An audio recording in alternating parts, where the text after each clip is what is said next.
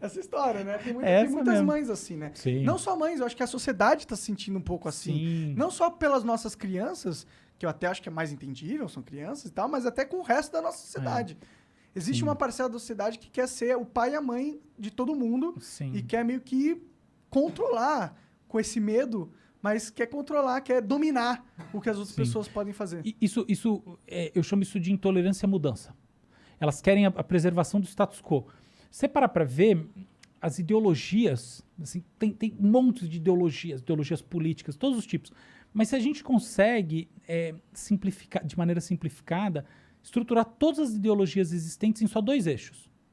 Um que é da maior intolerância à mudança a maior tolerância à mudança, do outro da maior intolerância à desigualdade a maior tolerância à desigualdade.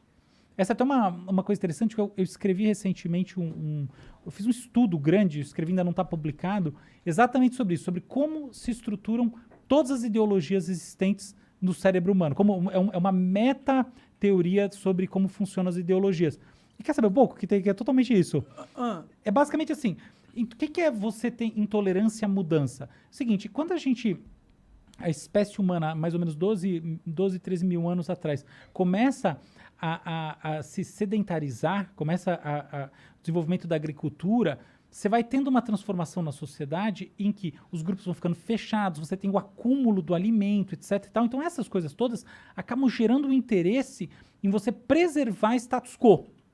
A preservação do status quo, ela é oposta ao que acontecia antes. Assim. Então, nossos primeiros ancestrais surgiram no mundo há 2,8 milhões de anos. De 2,8 milhões de anos até 12 mil anos atrás, então o Paleolítico, ele é uma era em que você tinha grupos nômades que não armazenavam alimento. Então, tinha uma coisa assim que... Então, nesses grupos, as coisas eram principalmente, não exclusivamente, horizontais, as relações. Entende? Então, e as pessoas simplesmente circulavam. Então, por que elas circulavam? Porque elas iam onde tinha alimento. E, curiosamente, tinham grandes mamíferos. Até uma curiosidade, a gente tende a pensar no homem da pedra, né? E na mulher da pedra, como seres agressivos, a gente vê no desenho animado. É o contrário, tá? Então, essa agressividade que a gente imagina, ela começa a ganhar forma no Neolítico. Tá? E, sobretudo, através de uma mudança climática, que a gente sai do que a gente chama de Pleistoceno, tá? Então, numa era do gelo, uma era cheia de glaciações, não só gelo, tá? Mas de flutuações de temperatura, que justamente era um negócio que não permitia você segurar, assim, tá? Fazer o armazenamento, o planejamento alimentar, para uma era de fixação do tempo. E aí você pode fazer agricultura justamente porque tem sazonalidade. Então aí as pessoas começam a ter essa coisa, se armar, se estruturar. As religiões, como a gente conhece, dos deuses moralizantes, até esse momento, Deus só se preocupava assim, relação com um Deus, não tinha nada a ver com o Deus olhando pra você, entendeu? Era uma troca. Tipo, eu quero algo, Deus... Não, você não tinha... Pra você? Não, era tipo assim, era a espiritualidade, por exemplo, tá? A espiritualidade é uma coisa que surge como experiência muito antes. Até, por exemplo, tem uma etnóloga, uma pessoa que estuda etologia, uma etóloga, desculpa, chamada Jane Goodall, que estudou isso nos chimpanzés. Então, por exemplo, o chimpanzé tem o ritual da cachoeira, umas coisas muito interessantes. Da cobra piton. O que é o ritual da cachoeira? O chimpanzé, tem até um artigo meu na minha coluna, lá no UOL, sobre isso. O chimpanzé é maluco lá na beira da cachoeira fazendo um ritual espiritual, tá? Sério? Isso acontece ainda? Sim. Que da hora. Será que tem imagem disso? Tem vídeo. Pô, tem um vídeo num artigo meu. Busca aí. Como que ele buscaria o Jean se ele fosse buscar? Oi? Ritual o quê? Do chimpanzés, em inglês talvez ajude mais. Chimps Ritual... Chimp Ritual Python Snake. Ou Waterfall. Qualquer um deles. Tem vários. Mas resumindo... Então, a gente não é bem espiritualidade, é forçar a barra isso. Mas tem alguma coisa, da natureza, tá? E os deuses, como a gente começa a entender depois, que são esses deuses que eles se preocupam com a nossa ação, o que uma pessoa faz em relação à outra. A gente chama isso de deuses moralizantes, tá? Os grandes deuses. Eles surgem nesse contexto, tá? Historicamente, tá? Não estou discutindo a crença de ninguém. Mas eles surgem nesse contexto de uma sociedade que já está organizada ali e que justamente começa a ter o quê? Qual que é o princípio nessa sociedade? Você começa a ter necessidade de preservar o status quo.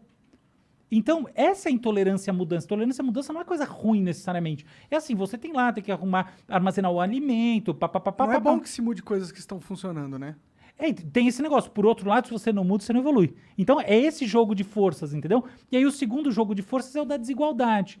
Então, por exemplo, dentro no Paleolítico, as coisas eram muito mais horizontais, como eu falei. Até porque os homens saíam para caçar. Então, a própria questão de quem é seu filho não é tão clara quanto é hoje em dia. Então, as famílias nucleares não eram tão claras. É uma coisa que é complicado discutir cada caso, porque tem exceções. Mas, na média, tem isso. E aí tem que entender que era uma sociedade primitiva, né? Uma sociedade primitiva. Totalmente diferente do que a gente está acostumado. Exatamente. E aí, qual que é o negócio?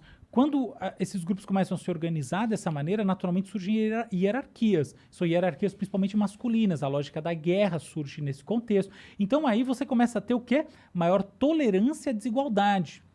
Por que tolerância à desigualdade? Tolerância ao fato de que você investiu aqui para ter esse núcleo energético, alimentar, etc. E outras pessoas não têm. Então, essas tendências ideológicas, elas têm a ver com princípios que estão lá atrás na nossa história, entendeu? Então, algumas pessoas são mais conservadoras nos costumes, não só porque aprenderam, mas, por exemplo, tem estudos genéticos que mostram que variações num polimorfismo ligado à dopamina, que tem a ver DD4, DRD4, que tem a ver com exploração ambiental, tem algum nível de relação com o quanto as pessoas têm maior abertura à experiência, que é, por sinal, um parâmetro num teste de personalidade chamado Big Five, que é o mais importante que existe. Então, falar disso aí. E tem a ver com o quê? Tem a ver justamente com o quanto você tolera a mudança. Openness, né? É, um negócio que eles openness. Por exemplo, aqui hoje, né? A gente foi lá e combinou de fazer um negócio completamente fora da caixa para começar. Isso é abertura à mudança total. Eu não tinha dúvida que vocês iam achar essa ideia legal. E a proposta ela só surgiu por causa de um amigo meu. Preciso até falar que, na verdade, eu passei num ateliê. Tem um amigo que tem um ateliê de instrumentos musicais, que é o Zé Benedito, lá na João Moura. Zé Benedito.